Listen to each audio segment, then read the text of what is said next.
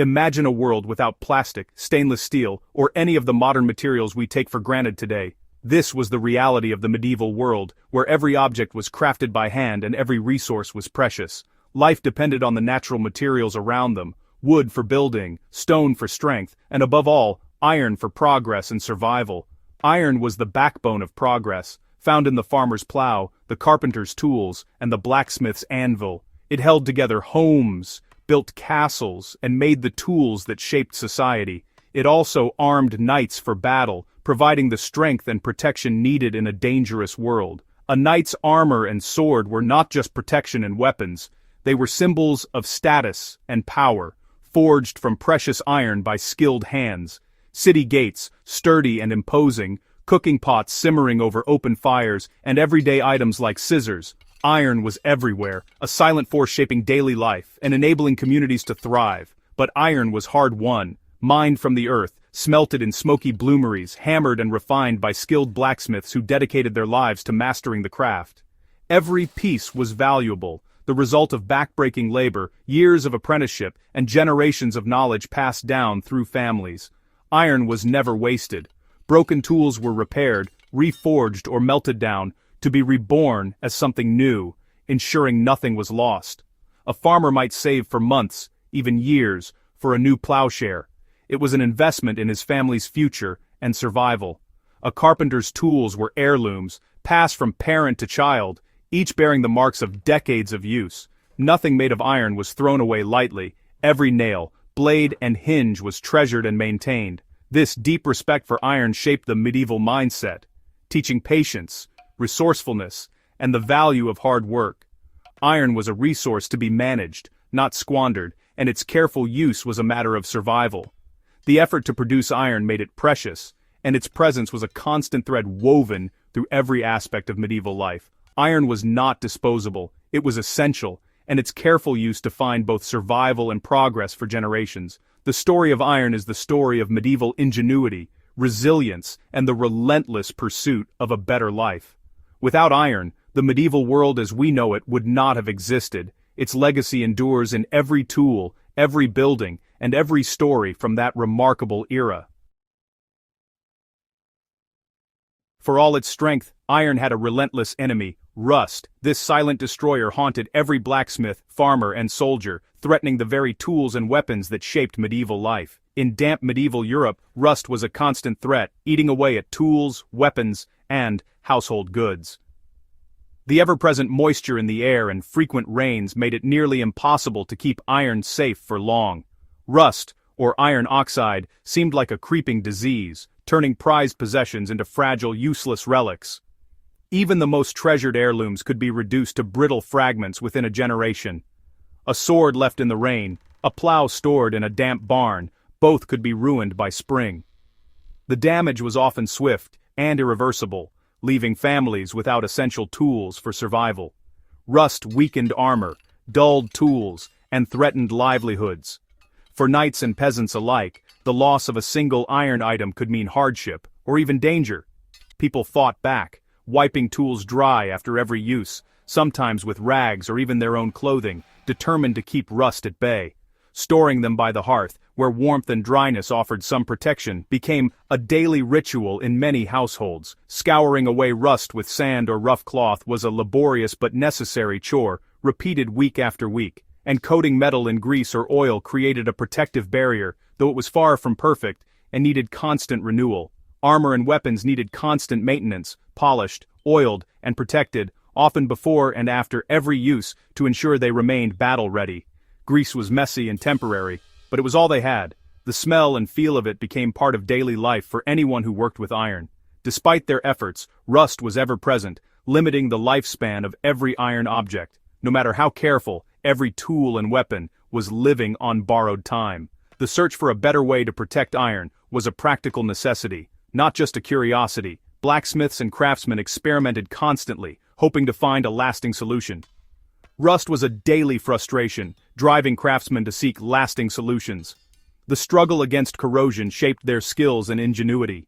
The battle against rust shaped the work and innovation of the medieval blacksmith, inspiring new techniques and a relentless pursuit of preservation. The blacksmith's forge was the heart of every medieval community, a place of heat, noise, and invention. The blacksmith was a problem solver, respected for his deep, hands-on knowledge of metal. He read the colors of hot iron, judged its readiness by eye, and experimented constantly to improve his craft. Complaints about rusting tools and armor were daily challenges. The drive to outdo competitors pushed smiths to experiment with new techniques. Sometimes, a tool left in the embers overnight seemed more rust-resistant than one cooled quickly. These small observations repeated across thousands of forges led to a breakthrough. Through trial and error, blacksmiths discovered a way to give iron a protective, rust-resistant finish. Generations of blacksmiths refined a secret process to protect iron. By heating iron to a controlled, dull red and cooling it in a smoky, oxygen-starved environment, like charcoal dust or smoldering straw, they transformed its surface.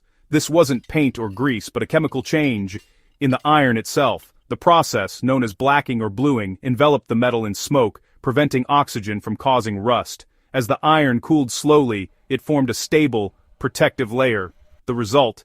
A deep black finish, handsome and remarkably resistant to rust. This secret gave blacksmiths an edge, and their creations a much longer life.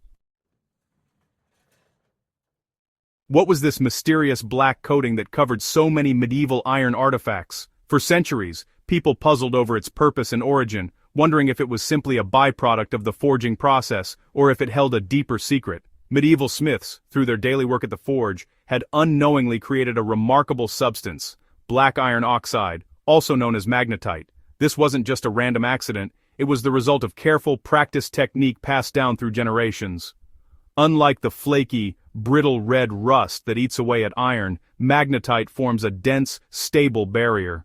This black layer clings tightly to the metal, shielding it from moisture and air, and protecting the iron beneath from further decay.